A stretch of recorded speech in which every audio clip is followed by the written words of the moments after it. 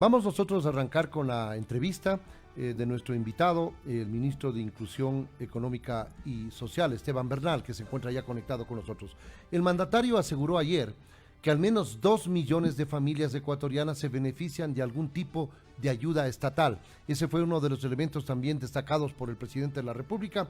Y a usted le pregunto, ¿cómo se puede advertir esa cifra importante de ayuda por parte del Estado a los sectores más vulnerables? Bienvenido, señor ministro. Le miramos y le escuchamos a Vis a Vis en Noti Hoy. Buenos días, un saludo para todos quienes están ahí en la cabina. Gracias, Wilson, por la invitación. Escuché muy atento las reflexiones periodísticas, reflexiones de evaluación sobre el resultado del discurso del presidente Guillermo Lasso ayer, cuando se cumplió el primer año de gestión, en el marco de la celebración también del bicentenario de la batalla de Pichincha, lo cual lo hacía mucho más expectante, diría yo, desde cualquier perspectiva pública.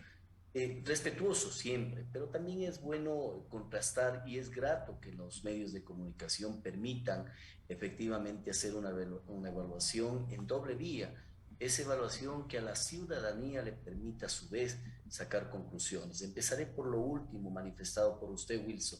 Efectivamente, el gobierno nacional ha garantizado que la política social post pandemia, post 14 años de mala práctica política, requiera los recursos o tenga los recursos necesarios. Nosotros, como ministerio, invertimos 1.635 millones de dólares en casi 2 millones de ecuatorianos o 2 millones de núcleos familiares en el Ecuador, que reciben, o sea, bonos de contingencia, bonos de desarrollo humano, bonos Joaquín Gallegos Lara, de discapacidad, de adultos mayores, etcétera, o en su defecto protección social a través de las diferentes modalidades. Por lo tanto, esa manifestación del presidente es una realidad. En ese marco de las transferencias monetarias o de los bonos, este gobierno amplió a 78.000 nuevos núcleos familiares beneficiarios de los bonos de desarrollo humano. Usted, Priscila, quizás nos preguntemos que esa no es la mejor política pública. Usted y yo quisiéramos que a futuro manifestemos cuánto hemos disminuido en el bono de desarrollo humano. Cierto es, mi filosofía de vida así también lo ha acentuado, porque deberíamos tener un país en el que crezca en el empleo, más allá de crecer en asistencia social. Pero el crecimiento de la población en condiciones de pobreza y pobreza extrema en los últimos 15, 16 años ha sido calamitoso. Por lo tanto, hay una responsabilidad pública de continuar en ese aspecto, en ese andarivel. Por otro lado, Ministro, el haber ¿se puesto puede, la se casa. puede desagregar, se puede desagregar en cuanto a cifras los bonos que reciben estas 2 millones de núcleos familiares? ¿Se puede hacer una Totalmente, especificación puntual? totalmente.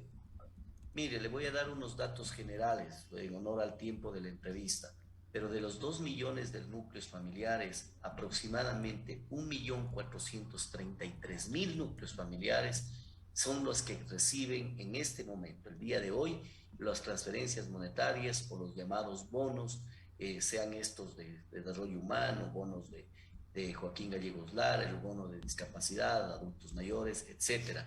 De ese 1.433.987.000, casi 1 millón de núcleos familiares, está encauzado en el bono más grande que tiene el Ministerio de Inclusión Económica y Social para distribuir, lo que es el bono de desarrollo humano y de desarrollo humano con componente variable, es decir, con sus hijos cuando las condiciones son de extrema pobreza. Ese es más o menos el desagregado con respecto a los bonos, y el saldo adicional son aquellos adultos mayores, personas con discapacidad, niños, niñas y adolescentes, etcétera, que reciben la protección social. Pero déjeme decirle, Wilson, ese Ecuador de oportunidades que el presidente presentó ayer al país en su informe a la nación es un Ecuador que tiene bases sólidas, que ha logrado estructurar una economía que será la cuarta en crecimiento en América Latina, que ha logrado estructurar una inversión en un portafolio de 39.000 millones de dólares.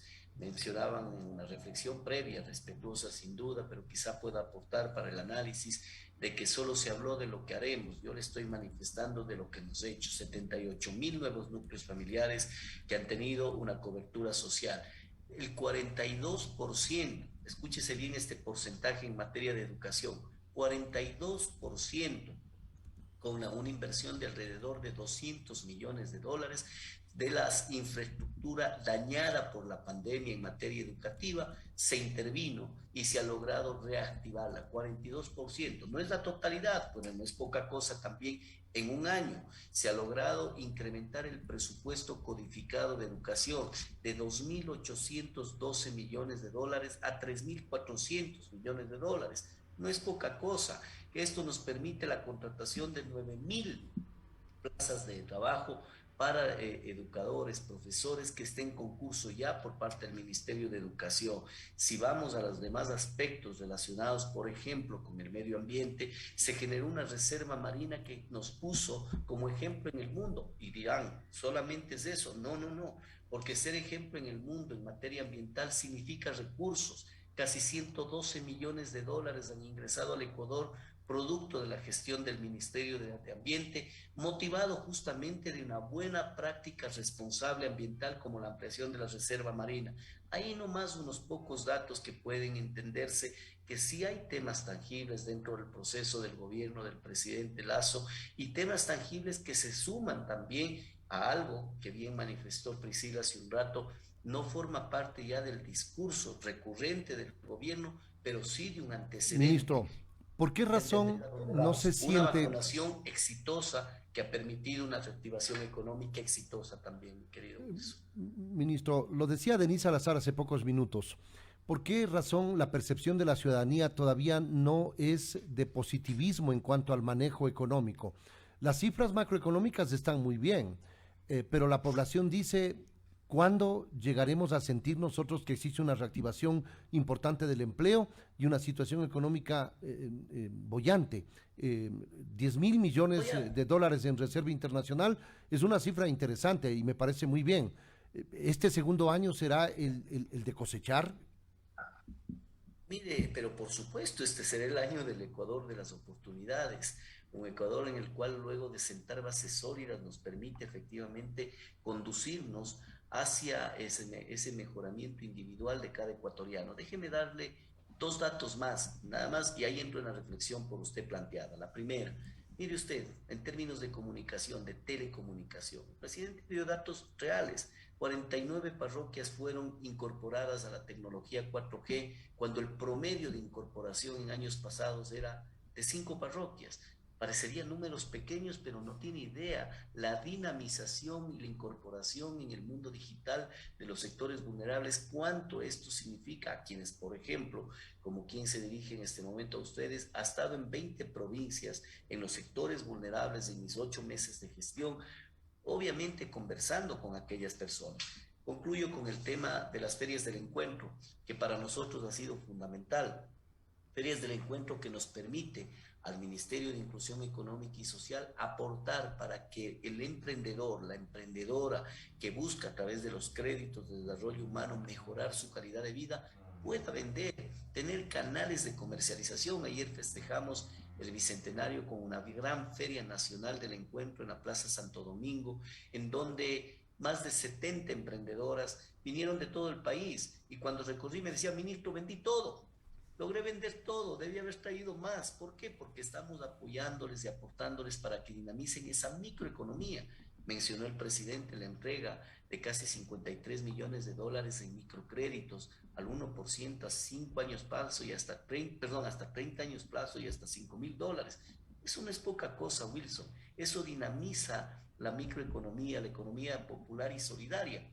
Por lo tanto, hay tangibilidad. ¿Por qué tal vez el Ecuador no siente lo aquello? Yo respeto mucho los que hacen una evaluación del sentir de los ecuatorianos y respeto las cifras. Por ese mismo respeto que tenemos, el presidente habló de seguridad, habló hacia dónde va el Ecuador de oportunidades, pero esa falta de tangibilidad todavía es porque, poniendo un poco en el contexto doméstico, cuando usted llega a su hogar y ve una familia que tiene hiperendeudamiento, que no hay trabajo para sus hijos, que no les alcanza para comer, lo primero que hace es poner la casa en orden, disminuir los gastos, generar mayor ingreso, estructurar el gasto de manera adecuada, responsable, volver a ser sujeto de crédito, pero eso toma su tiempo. Una vez que aquello haya sucedido, hagamos la similitud con la familia nuevamente a los ciudadanos que nos ven y nos escuchan.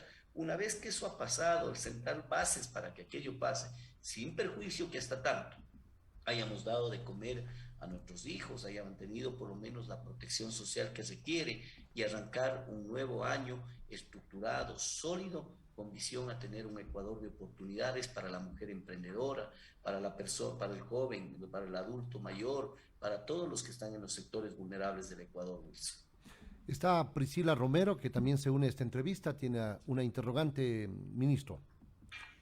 Ministro Bernal, muy buenos días, qué gusto saludarlo. Ministro, yo creo que usted tiene una tarea muy importante porque hablábamos también en cuanto al discurso del presidente sobre el tema de seguridad y yo creo que el tema social, la inclusión económica social va muy ligado para que tal vez estos índices de inseguridad que nosotros vivimos ahora en el Ecuador puedan bajar. ¿Qué se está haciendo específicamente dentro de ese tema, el tema educativo, tantos niños que vemos tal vez en las provincias con escasos recursos, en las zonas con escasos recursos, que optan por la delincuencia, que optan por ser parte de estas bandas criminales? ¿Qué se está haciendo en cuanto a ese tema, ministro? Muy bien, Priscila, qué bueno que me toque este aspecto y gracias por la inquietud. Mire, nosotros tenemos un proyecto denominado Vivo Joven, un proyecto que lo venimos construyendo en el cual crearemos el mayor y más grande voluntariado de la historia de este país. Arrancamos ya el proyecto con 2.000 jóvenes voluntarios, se viene el lanzamiento oficial del mismo con el propio presidente de la República en el mes de julio, en el cual tendremos ya quizá incorporados 6.000 jóvenes en el Ecuador. Conceptualmente a donde vamos es que el espíritu de voluntariado del ecuatoriano, particularmente de los jóvenes, se aflore, pero también tengo una rectoría. Hay ocasiones que usted seguramente, Priscila, a mí me lo pasó, es en el que tenemos mucho ímpetu por irnos a África, por ejemplo, para decir voy a apoyar a aquel niño que aparece en la fotografía que tiene desnutrición.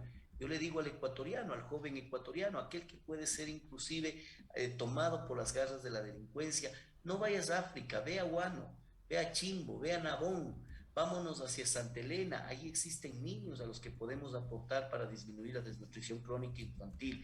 Este apersonamiento, aunque parezca un tema conceptual, tiene de por medio un gran empuje para justamente poner a nuestros jóvenes que en momento dado realizan actividades o solo educativas o inclusive no realizan actividades ni educativas porque esa es una realidad social a la que estamos enfrentando día a día como gobierno, pero tenerles con la rectoría del ministerio, con el apoyo del ministerio, dentro de un proceso de voluntariado social que da mucho apoyo dentro de esta perspectiva. A eso se suma, obviamente, de que también la organicidad de los jóvenes dentro de este aspecto, generación de líderes, lideresas, que puedan de alguna manera construir procesos asociativos y que esto ayude para disminuir ese gran mal en el cual la calle lamentablemente es caldo de cultivo para que las organizaciones mafiosas puedan hacer de las suyas con nuestros jóvenes.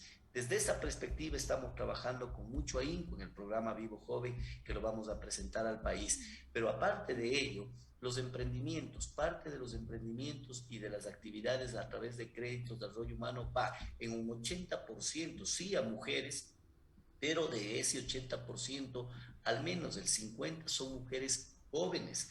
Lo que buscamos es darles oportunidad para que efectivamente promuevan con gran fuerza el desarrollo económico de sus propias familias. Yo tuve la oportunidad, Priscila, de estar en la ciudad de Guayaquil, en el sur de Guayaquil, en una feria del encuentro, en una ciudad inclusive en la que interactuaron adultos mayores, personas con discapacidad, niños, niñas y adolescentes, sus familiares, y la venta de los productos de emprendimiento, como esta manilla, perdónenme mostrarle a través de la cámara, manillas como estas, venden comercializan, mejoran su condición económica y generan una actividad de intercambio en los sectores vulnerables que es única en América Latina, porque esta práctica no la vive otros países. También hemos incorporado innovación en este aspecto de normas técnicas, de mejoramiento de las condiciones de nuestra gente más vulnerable. Cuando usted aporta hacia ese sector con microcréditos, con créditos como el que le mencioné de Ban Ecuador al 1%, hasta 30 años plazo y hasta $5,000, está apoyando esa microeconomía que está ávida de crecer y que hoy por hoy, por ejemplo, si ustedes pueden revisar las redes sociales, hay una señora que le manifiesta en el evento en Guayaquil y dice: ministro, gracias, porque, sabe, le comento, primero vendí todo y luego mi negocio o mi emprendimiento ha llegado a generar una fuente de empleo. Señor ministro, vamos a continuar en este diálogo. Denise Salazar se incorpora, ella también tiene un planteamiento para usted. Ministro, buenos días, así es. Hablábamos del tema del plan de vacunación, que sin duda es algo que no podemos negar porque nos ayudó hacia la reactivación económica, pero ahora hay que avanzar. Y el presidente ayer en su discurso hablaba de la reducción del índice de la desnutrición crónica infantil. El MIES, ¿cómo aportará en este tema? Porque tengo entendido, ellos entregarán un bono denominado 1000 días. Efectivamente, Denise, nosotros tenemos ya programado en 15 días arranca la entrega del bono de 1000 días. Este bono tiene un monto de $60, se entregará 50 en un inicio a las madres gestantes y 10 de manera reunida en hitos, como por ejemplo el prechequeo natal, de tal forma que se haga un chequeo de 9 meses y se entregará los $90 reunidos como una especie de incentivo. La desnutrición crónica infantil no es un tema únicamente nutricional, es decir, alimenticio. Sí lo es, en parte, pero tiene que ver con una gran cantidad de acciones prenatales, posparto, como por ejemplo los chequeos en el embarazo, como por ejemplo los chequeos y vacunas del niño, la buena alimentación también. El MIES aporta con 3 programas: uno, CDIs, Centros de Desarrollo Infantil, en donde se da 4 de las 5 alimentaciones más importantes del día a los niños de 0 a 3 años, CNH, Creciendo con Nuestros Hijos, en donde se aporta también con un acompañamiento familiar para dar apoyo en la buena manipulación de alimentos, en las buenas prácticas de aseo, etcétera. También derivando a través de este programa hacia el Ministerio de Salud para que los chequeos prenatales, posparto que mencioné hace un momento, se lo haga. Y finalmente con el bono de 1000 días que usted mencionó, que lo que busca es dar cobertura. ¿Por qué se llama 1000 días? Porque da cobertura a los 270 días de gestación de la madre y 730 días de vida del niño. De esta forma, de acuerdo a la evidencia y a los expertos, es una temporalidad mínima que debemos tener para poder garantizar una buena nutrición en todo aspecto de salud, de alimentación, etcétera, y lograr esos 6 puntos de disminución. Hemos avanzado notoriamente. Usted me dirá cuánto a reducir. No teníamos datos, Denise. El último dato venía del año 2018, en principios del 2018, en el cual nos daba cuenta que teníamos una ubicación en el 28%. De acuerdo a la proyección, podríamos estar bordeando post pandemia, post otros eventos, quizá por encima del 30%, como le dije, el más alto de la región después de Guatemala, lo cual obliga a que el Estado ecuatoriano, y así lo ha hecho el presidente, liderar la disminución. ¿Cuánto hemos logrado? Queda eso en la retina, porque nosotros venimos de una valoración del 2018. Recién en octubre, producto también de una decisión de este gobierno, hemos contratado ya el centro, hemos iniciado el censo para verificar, identificar la desnutrición crónica infantil. Un censo que no es un tema de un papel, ¿no? Es un censo que lleva adelante, como le mostramos a los medios de comunicación, un kit Ministro. en el cual se hace una valoración de talla, de peso de los niños y hacen una valoración de la desnutrición crónica infantil, mi estimado Wilson. Señor ministro, yo quiero finalizar simplemente preguntándole, para un poco tener la relación, usted lo mencionaba al inicio de este diálogo, ¿cuánto ha disminuido en cuanto al otorgamiento del bono de desarrollo humano, bono de la pobreza? Porque ese sería un termómetro para determinar si estamos saliendo de la pobreza o si estamos siendo más pobres, tomando en cuenta, obviamente, el tema de la pandemia y la crisis económica por la que estamos atravesando. Estoy completamente de acuerdo con usted, Wilson. Quizá ese sería uno de los mejores mecanismos estadísticos que tendríamos, pero a futuro, Wilson.